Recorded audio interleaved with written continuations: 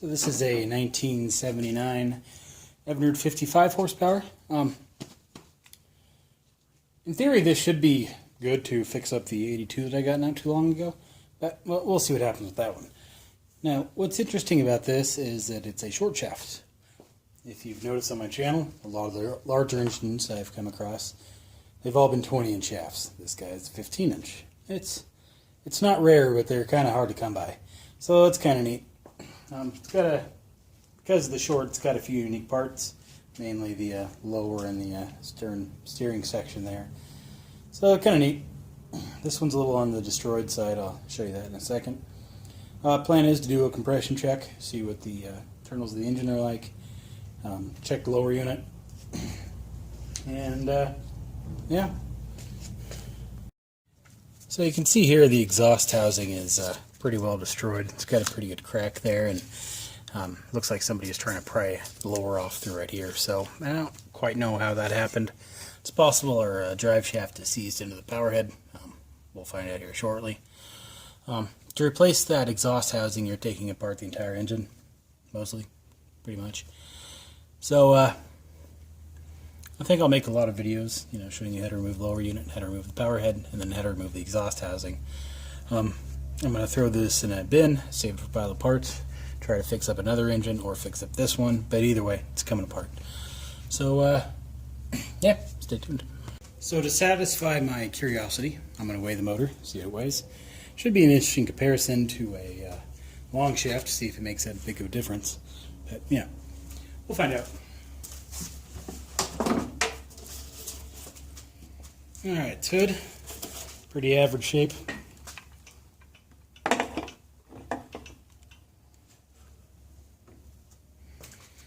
Alright, looks like we had 6.8 pounds for the hood. Now I'll attach the puller with an eye bolt.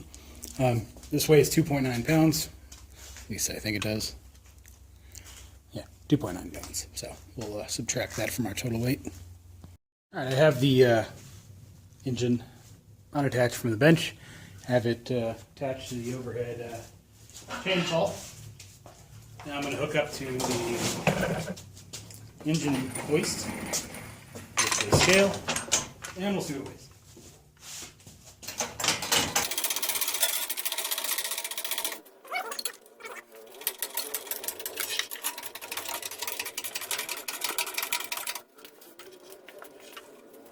Okay, engine is free of the desk,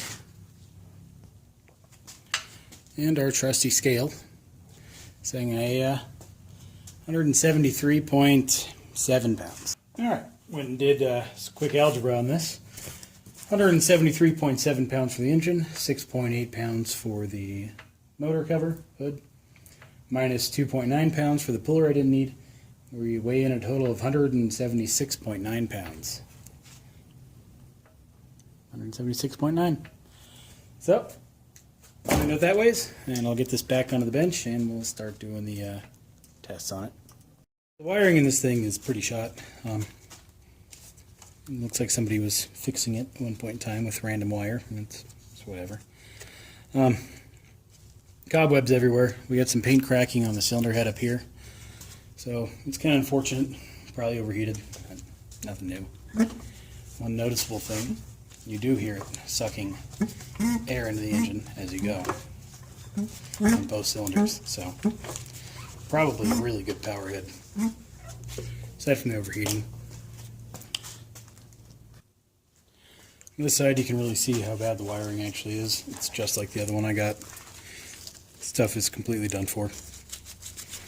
So, no surprise really. Coils, one's got a newer updated coil, broken. And the bottom one, original and old.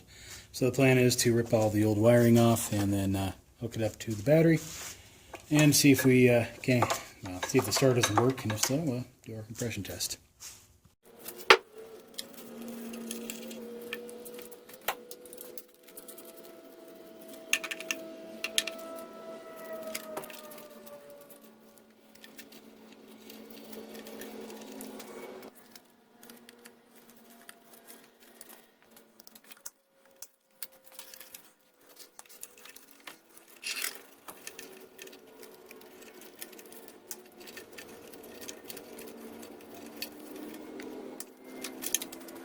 Alright, with the wiring cut off, I'll hook up the battery cables here and front intake there, and we'll see if the starter works. Alright, got the power hooked up. Let's get the spark plugs out. Bottom coil's leaking, kind of deteriorating down, so it's done for, but still see if we have spark. Might.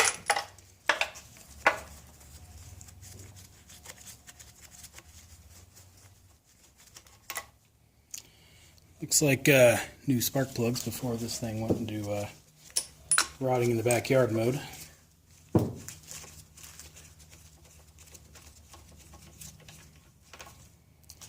Same with that one. So honestly, they look like they've never been used. So probably keep them. All right, now we'll screw in our compression gauge. Start with the top cylinder, just cause. Now we'll find the spark tester. I don't know where the light up one went, so we'll use the gap one instead. Same results, but harder to see. Well, not same results. This one's better, but anyway, let's hook this up.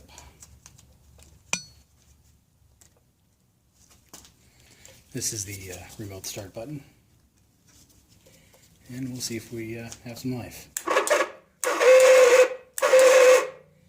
In case you're wondering what's going on, starter ain't going up. Also, it's making a horrible sound. So let's get some PB Blaster on there, see if it'll quiet it up a little bit, and see if it'll pop up or not.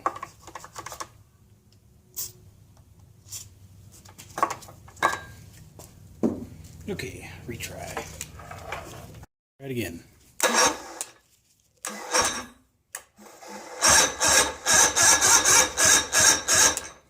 Well, no spark. Kind of expected though. Like our battery's almost dead, but we got a 100 psi there.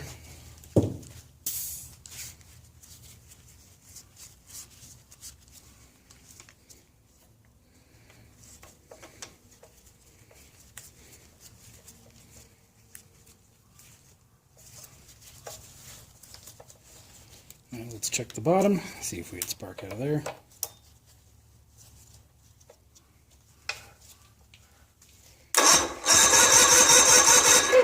No spark out of the bottom.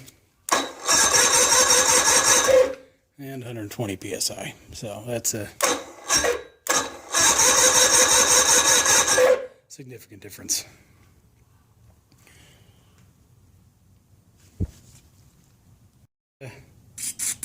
See what happens when we lube up the cylinders.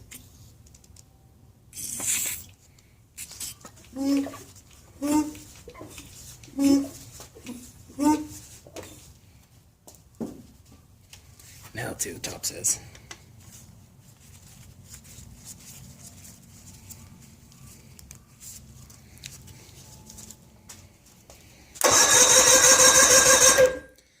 $120 psi.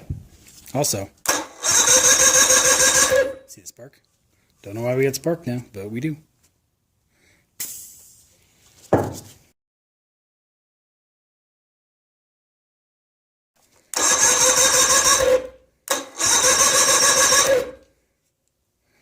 So almost, well, 130. No spark in the top, but two in the bottom. So you can see the difference between lubing up the cylinders makes. Now, I don't necessarily believe that this is a good power head. It's possible that it's got a stuck ring. Probably the case. Could be glazed over and a rehome is all it needs. Who knows? But either way, power head, not horrible. It probably run. Well, maybe I'll take it apart, look at the inside, but it's kind of where we are. So I'll get the battery cables disconnected, and I will take off the drain screw lower unit, and we'll see how those look. Let's get these screws out, see what our oil looks like. Hopefully we have oil this time. Last engine we didn't. Why is that so tight? That is on there. Jeez.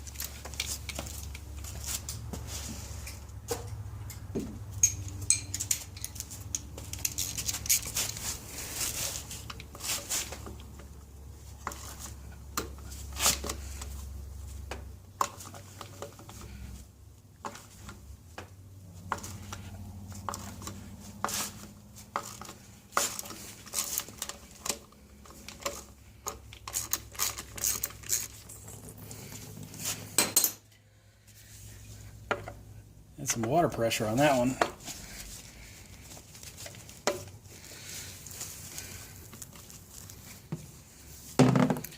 Well, some water did make it in.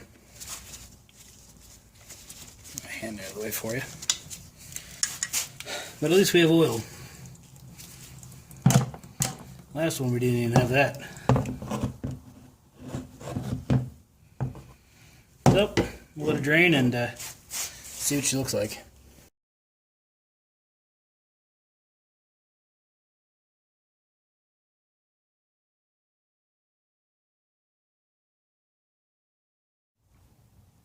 Aside from the engine needing an exhaust housing, overall it's not that bad a shape. Gear case needs to be resealed, no big deal there. Power head probably either needs rings or a rehone, or just some engine tuner would probably be fine. And wiring, and pretty much rebuild everything else on there. So overall, it's a good project motor, or a good parts motor in this case. So, well, that is it for this video. Stay tuned for the next video, where I'll probably remove the lower unit, and the following video with power head, and probably the video after that, the exhaust housing. So, have a good one.